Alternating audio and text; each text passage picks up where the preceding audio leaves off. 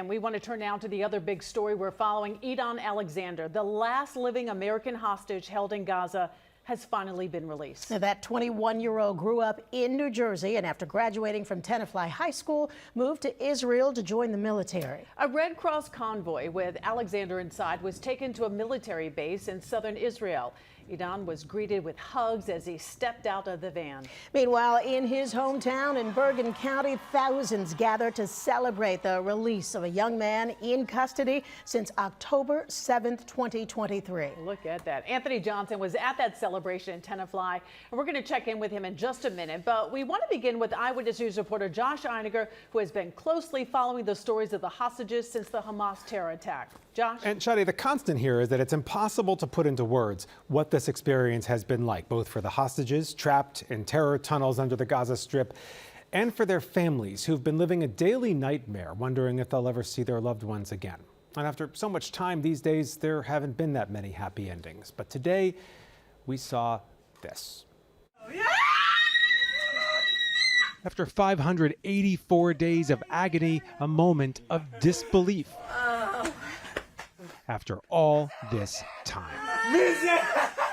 In Tel Aviv's Hostage Square, huge crowds gathered to watch the first images of Edan Alexander on his way to freedom, handed off from the Red Cross to the IDF after a year and a half of hell.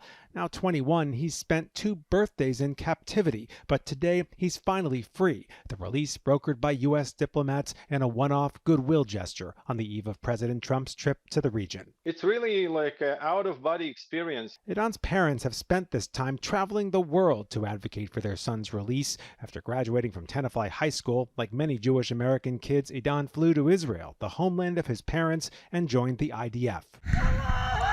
He was just 19 on October 7th, manning a post on the Gaza border, a peacetime assignment, when terrorists surged across, kidnapping him. And while Alexander is the last living American hostage to be released from captivity, there are still 4 American citizens who died on or after October 7th, their bodies still being held by Hamas. Among them, Omer Nutra, who grew up in Plainview, Long Island before, like Alexander, moving to Israel, and Itai Chen, whose dad is from Brooklyn. His life still a nightmare. We are not able to get closure.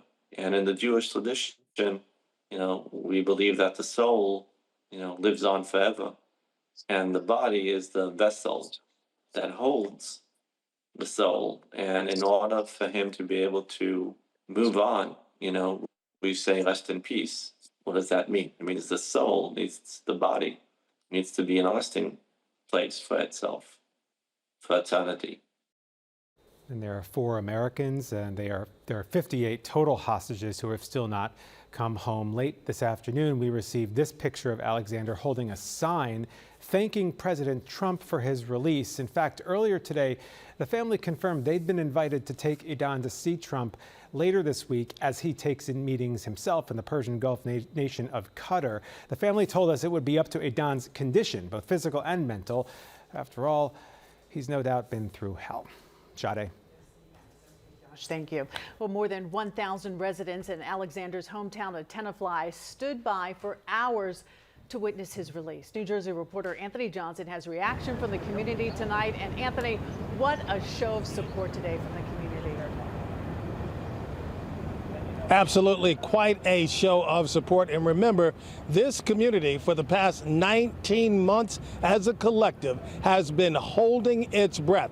But today, out here at this location, there was a celebration, and it felt like the weight of the world had finally been lifted off of everyone's shoulders.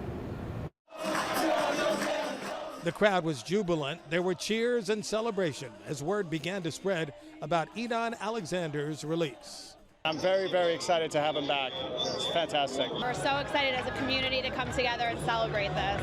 I just couldn't believe it. We've been hoping for this day for so long, and it's finally here. Edan is officially released. His hometown supporters had been waiting for this day for some 19 months. Unbelievable, something unimaginable that we were able to see in a long time, waiting for it, and time has come. We're all excited it's coming out, but still, you don't know what he went through. The town of Tenafly had been the scene of many demonstrations in support of the Alexander family. Edan's family became everyone's family.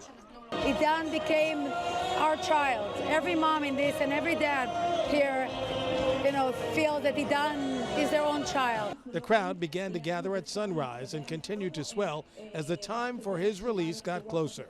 Just after 11:30 this morning, word began to spread. Finally, Edan was free.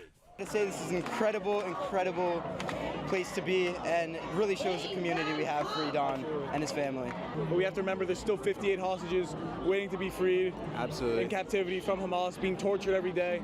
So this is one step closer. Now everyone awaits today that Edan and his family return home, when there could be a celebration. But right now, there is overwhelming relief. His ordeal is over. Our hearts have been with him from day one, so we are ecstatic, really.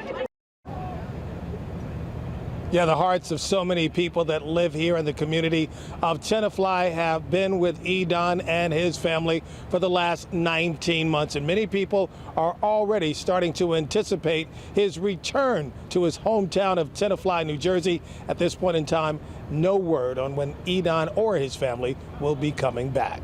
That is the latest live from Tenafly, New Jersey. Anthony Johnson, Channel 7 Eyewitness News.